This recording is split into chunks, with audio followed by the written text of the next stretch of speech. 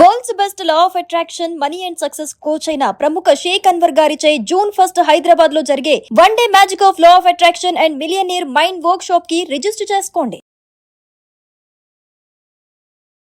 నమస్తే విజయ మేడం. నమస్తే Usha madam, divorce పైన ఇంతకుముందు ఒక ఎపిసోడ్ కూడా మనం చేస్తున్నాము. సో మీరు చాలా కేసెస్ని చూశారు అండ్ మీకున్న అనుభవం ప్రకారం చూసుకున్నట్టయితే ఎక్కువ కేసెస్ మీరు డీల్ చేసిన దాంట్లో ఏ రీజన్ పర్పస్ అసలు వచ్చేవాళ్ళు, ఏ రీజన్ ఎక్కువ దేని గురించి వాళ్ళకి ఇష్యూస్ అయ్యి విడాకులు అన్న పదం వరకు వాళ్ళ మీ దాకా వచ్చి మేము తీసుకోవాలనుకుంటున్నాం, మేము ఫిక్స్ అయిపోయామని చెప్తూ ఉంటారు కదా, మెయిన్ రీజన్ ఏంటి అంటారు అసలు?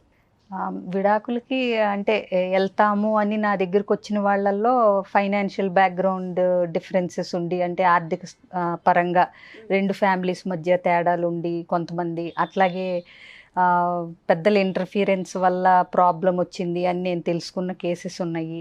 అట్లాగే సెక్షువల్ ఇన్కంపాటబిలిటీ అంటే ఏంటంటే సెక్షువల్ సాటిస్ఫాక్షన్ లేకపోవటం వల్ల ఇట్లాంటి కేసెస్ కూడా వచ్చినాయి. చాలా ఫ్యాక్టర్స్ ఉంటాయి కానీ విడాకులు తీసుకోవటానికి నా దగ్గరకు వచ్చిన వాటిల్లో ప్లస్ మామూలుగా కూడా ఎక్కువ మంది ఈ మధ్య తెలిసింది ఏంటంటే మనకి అన్నీ అబ్జర్వ్ చేసినప్పుడు కూడా స్టాటిస్టిక్స్ అది ల్యాక్ ఆఫ్ కమ్యూనికేషన్, అంటే ప్రాపర్గా మాట్లాడుకోకపోవటం వల్ల, తెలియపరచుకోకపోవటం వల్ల, కమ్యూనికేషన్ డిఫరెన్సెస్ రావటం వల్ల ఎక్కువ విడాకులు అవుతానికి కారణాలు ఎక్కువ. ఇది మెయిన్ రీజన్ అవుతుంది ఇది. సో ఈ ల్యాక్ ఆఫ్ కమ్యూనికేషన్ అనేది ఏంటంటే ఒకళ్ళకొకళ్ళు ఏదన్నా నచ్చకపోతే వెంటనే చెప్పుకోరు.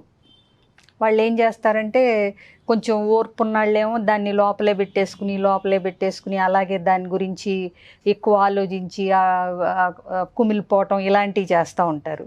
ఈ కొంచెం డామినేటింగ్గా ఉన్నాళ్ళేమో ఏదో ఒక మాట అనేస్తారు, మర్చిపోతారు. అది నచ్చదు అని వీళ్ళు చెప్పకుండా అవతల వాళ్ళు అది ఓర్చుకుని ఎప్పుడో ఒకరోజు బర్స్ట్ అవుతూ ఉంటారనమాట. సో అలాగే ఏదైనా సరే వీళ్ళ డిస్కషన్ నుంచి ఆర్గ్యుమెంట్స్కి వెళ్ళిపోతూ ఉంటాయి. అంటే చర్చించుకునేదాలాగా ఉండకుండా వాదించుకునేదాకా వెళ్ళిపోతాయి. సో ఆ స్టేజ్లోనే వాళ్ళు మాట్లాడుకోరు. సో ఇంకొకటి, నచ్చకపోతే కూడా దాన్ని ఎలా చెప్పాలో వీళ్ళకి తెలియదు అందంగా. సో అంటే ఏంటి, అగ్రీ టు డిసగ్రీ అనేది వీళ్ళకి తెలియదు అనమాట చాలామంది కపుల్స్కి. అంటే నచ్చని దాన్ని కొట్టినట్టు మొహం మీదే చెప్పక్కర్లేదు కదా. సో అది కూడా వీళ్ళకి తెలవట్లేదు. అట్లాగే ఒక్కొక్కసారి ఏమవుతుందంటే ఇప్పటి పెంపకంలో కూడా ఏంటంటే ఒకళ్ళో ఇద్దరు పిల్లలు ఉంటున్నారు ఉషా. దేనికి నో చెప్పాల్సిన పని కానీ, పేరెంట్స్కి నో వినాల్సిన పని కానీ పిల్లలకి పెద్ద ఉండట్లేదు. సో ఆడింది ఆట పాడింది పాట అన్నట్టు మగపిల్లలు అలానే పెరుగుతున్నారు, ఆడపిల్లలు అలానే పెరుగుతున్నారు. సో బట్ వీళ్ళిద్దరూ కలిసి ఉండటం వచ్చేసరికి నో చెప్పటాలు కానీ, అనుకున్నది జరగకపోతే దాన్ని తీసుకోవటం కూడా వీళ్ళకి చేత అవ్వట్లేదు. సో ఇప్పుడు మళ్ళీ చూస్తే 30 దాకా ఆగే అమ్మాయిలు ఉన్నారు, 23కే పెళ్ళిళ్ళు చేసేసుకునే అబ్బాయిలు కూడా ఉన్నారు. ఈ మధ్య మళ్ళీ ట్రెండ్ అది. ఈ మధ్య నేను చూస్తున్నాను ఈ 1 ఇయర్లో 25 ఏళ్ల లోపల అబ్బాయిలకే చాలా మందికి పెళ్ళిళ్ళు అయిపోయినాయి.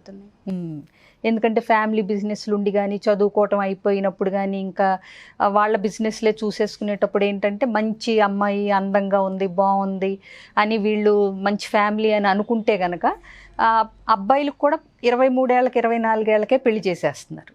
అది ఒకప్పుడు ఉండేది, మళ్ళీ ఇప్పుడు వస్తుంది.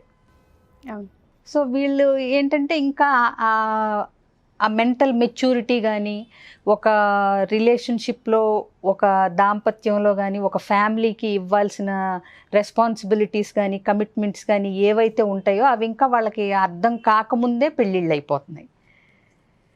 ఒకప్పుడు అంటే చూసి నేర్చుకుని మరి 10 ఏళ్ళకి 12 ఏళ్ళకే ఇదివరకు మన అమ్మమ్మలకి 15 ఏళ్ళకే చేసేసిన రోజులు ఉన్నాయి. అప్పుడు ఏంటంటే పెళ్ళి అంటే అసలు అబ్బాయి నచ్చాడా, నచ్చకపోతే పోట్లాడి వచ్చేయాలా, విడాకులు తీసుకోవాలా, అసలు ఇది లేదు సిస్టంలో, వ్యవస్థలోనే అది లేదు. పెళ్ళైపోయిందా ఇంక అక్కడే ఉండాలి, అదేదో కామన్ అన్నట్టు. అంటే భోజనం టైం అయిందా, భోజనం చేయాలి అన్నట్టు. పెళ్లి చేసామా మనం ఉండాలి, సరే మంచి వాళ్ళు కలిసిపోయి వాళ్ళిద్దరికి అండర్స్టాండింగ్ వచ్చి వెళ్ళిపోతే సంసారం సజావుగా అదృష్టం.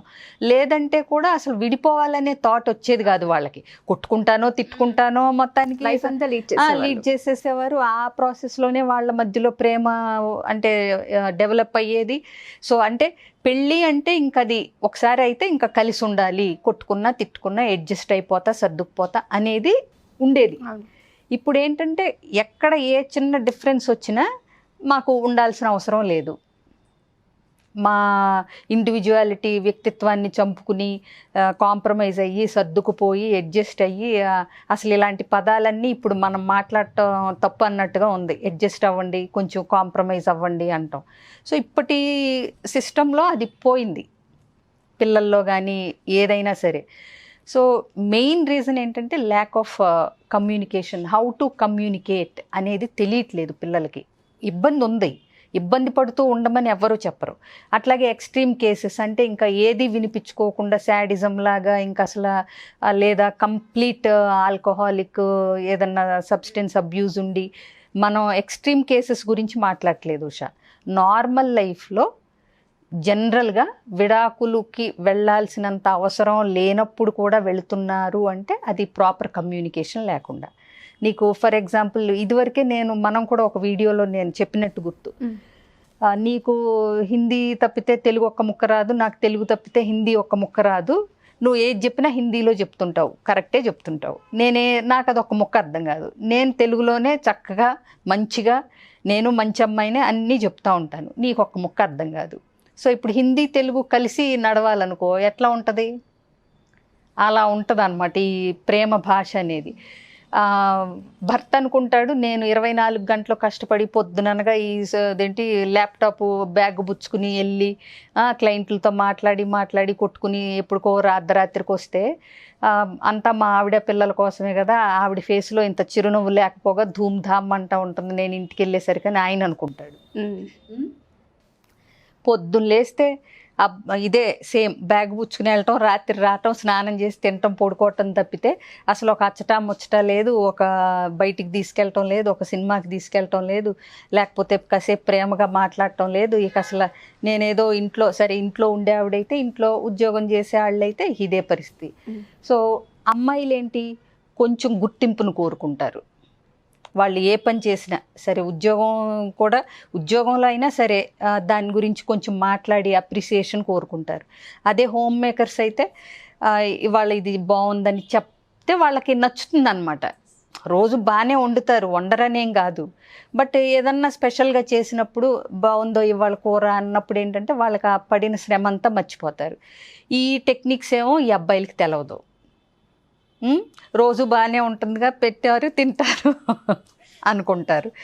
అలాగే ఆ క్యాండిల్ లైట్ డిన్నర్స్ కానీ పోనీ అంత రొమాంటిక్గా కాకపోయినా ఏదైనా అమ్మాయిల జెనెటిక్ ఇది ప్రకారం వాళ్ళ మనస్తత్వం ప్రకారం ఒక గుర్తింపుని ఏదన్నా ఒక మంచి చీర కట్టుకుని రెడీ అయినప్పుడు ఇవాళ బాగున్నావు అంటే ఏంటి, అక్కడ బాగున్నావు అనేది బాగున్నావా బాగాలేదా మనకు తెలుసు, అసలు మనం ఎలా ఉన్నాము.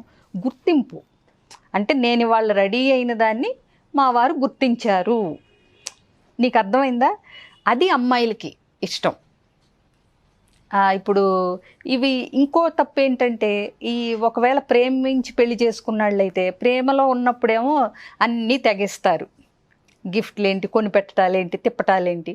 వన్స్ పెళ్ళైపోయిన తర్వాత వాళ్ళకి బాధ్యతలు మొదలవుతాయి, ఉద్యోగంలో ప్రమోషన్స్ కానీ వాళ్ళకి రెస్పాన్సిబిలిటీస్ ఎక్కువైపోతాయి, ఇవన్నీ మానేస్తారు. సో వీళ్ళకి ఎలా ఉంటుందంటే ఒప్పుకున్నాం కదా అని they are taking for granted అన్నట్టు ఉంటుంది. సో చిన్నవి అన్నమాట. ఇప్పుడు చాలాసార్లు నా దగ్గరికి వచ్చిన వాళ్ళని కదిలిస్తే ఈ అమ్మాయి చెప్పేటప్పుడు ఏం చెప్తుంది, నేనంటే అసలు ఒకప్పుడు ఉన్న ప్రేమే లేదు, అసలు నన్ను గుర్తింపు లేదు, గుర్తించట్లేదు, ప్రేమ తగ్గిపోయింది, అసలు ఇలాంటి వాళ్ళతో ఉండటం అవసరమా అని ఈ అమ్మాయి అంటుంది. ఆ అబ్బాయితో మాట్లాడామనుకో పొద్దున్న నుంచి సాయంత్రం వరకు ఇదిగో ఇందాక చెప్పాను కదా, కష్టపడి అంతా వాళ్ళ కోసమే కదా మేడం, ప్రమోషన్స్ ఇవన్నీ హయ్యర్ పొజిషన్స్కి వెళ్తే ఫైనాన్షియల్గా మేమిద్దరమే కదా బాగుంటాం, మా పిల్లలే కదా, అది అర్థం చేసుకోదనేమో ఇతను అంటాడు. ఎవరు చెడ్డాళ్ళు కాదు ఇందులో, అది వాళ్ళిద్దరూ కూర్చుని మాట్లాడుకుంటే సాల్వ్ అవుతుంది. అయిపోయే చిన్న విషయాలు అనమాట. కొన్నిసార్లు ఈ అహంతో కూడా ఏంటంటే నేనే ముందు మాట్లాడాలా, నేనే ఎందుకు ఎక్స్ప్లెయిన్ చేయాలి, నేనే ఎందుకు ఎప్పుడు ఎక్స్ప్లెనేషన్ ఇవ్వాలి, ఇట్లా ఉంటారు. సో వాళ్ళకి తెలియంది ఏంటంటే ఆర్గ్యుమెంట్ విన్ అవటం కంటే రిలేషన్షిప్ నిలబెట్టుకోవటం ముఖ్యం అనేది తెలియట్లేదు ఇప్పటి వాళ్ళకి. ఇద్దరూ చెప్పేది కరెక్టే. ఇప్పుడు ఒక బాల్కి 2 రంగులు ఉన్నాయి అనుకో, ఒకవైపు రెడ్ ఒకవైపు బ్లూ. నేను ఎంతసేపు బ్లూ అంటుంటాను, రెడ్ అని వాదిస్తూ ఉంటావు. తిప్పి చూస్తే కదా, లేదా నేను నీ వైపుకి వచ్చి చూస్తేనే కదా అక్కడ ఉండే రంగు నాకు కనపడేది. సో అవతల వాళ్ళ పాయింట్ ఆఫ్ వ్యూలోంచి వాళ్ళ ప్లేస్లో నిలబడి ఆలోచించగలగటం, ఇవన్నీ ఏంటంటే వీళ్ళకి ఎవరో ఒకళ్ళు ఉండి చెప్పాల్సిన పరిస్థితి వచ్చింది వాళ్ళ. ఎగ్జాక్ట్లీ. సో అందుకే హౌ టు కమ్యూనికేట్ అనేది కూడా చెప్తాం మేము ఈ మన ప్రీ మ్యారిటల్ కౌన్సిలింగ్కి వచ్చినప్పుడు. మీకు నచ్చదు అన్నీ, అసలు ఇద్దరు వ్యక్తులు, వాళ్ళు భార్యాభర్తలేంటి, అమ్మ కూతురైనా సరే, అసలు ఎవరైనా సరే, ఏ రిలేషన్షిప్లో అయినా సరే ఇద్దరు వ్యక్తులకి ఎప్పుడూ ఒకటే మాట మీద నిలబడాల్సిన సందర్భాలు ఉండవు. అంతే కదా. ఫుడ్ విషయంలో కాడి నుంచి అన్నిట్లోనూ ఎవరి అభిప్రాయం వాళ్ళకు ఉంటుంది. ఎవరి అభిప్రాయం వాళ్ళ దాన్ని గౌరవిస్తూనే ఇద్దరూ కలిసి ఎట్లా ముందుకెళ్ళాలి అనే ఆలోచన చేయటంలోనే దాంపత్య జీవితం ఎట్లా ముందుకు సాగాలి అనేది డిపెండ్ అవుతుంది. ఆ స్కిల్స్ నేర్పించాల్సి వస్తుంది వాళ్ళ జనరేషన్కి. Exactly. Thank you ma'am, thank you so much. So చూసారు కదా, ఎవరైనా సరే విషయ పెద్దన మేడంని కన్సల్ట్ అవ్వాలనుకుంటే కింద స్క్రోల్ అవుతున్న కాంటాక్ట్ని కాంటాక్ట్ చేయండి. సో కౌన్సిలింగ్కి వచ్చేసరికి ప్రీ మ్యారిటల్ కానీ, మ్యారిటల్ కానీ, పిల్లల ఎడ్యుకేషన్ గురించి కానీ, వాళ్ళ మైండ్ సెట్ గురించి కానీ, కుటుంబ వ్యవస్థ గురించి కానీ, ఇలా ఏ సజెషన్స్ కావాలన్నా మేడం అవైలబుల్గా ఉంటారు. సో ఒకవేళ కలవాలి అనుకుంటే కింద స్క్రోల్ అవుతున్న కాంటాక్ట్ని కాంటాక్ట్ చేసి ఎన్రోల్ చేసుకోవచ్చు. Thank you.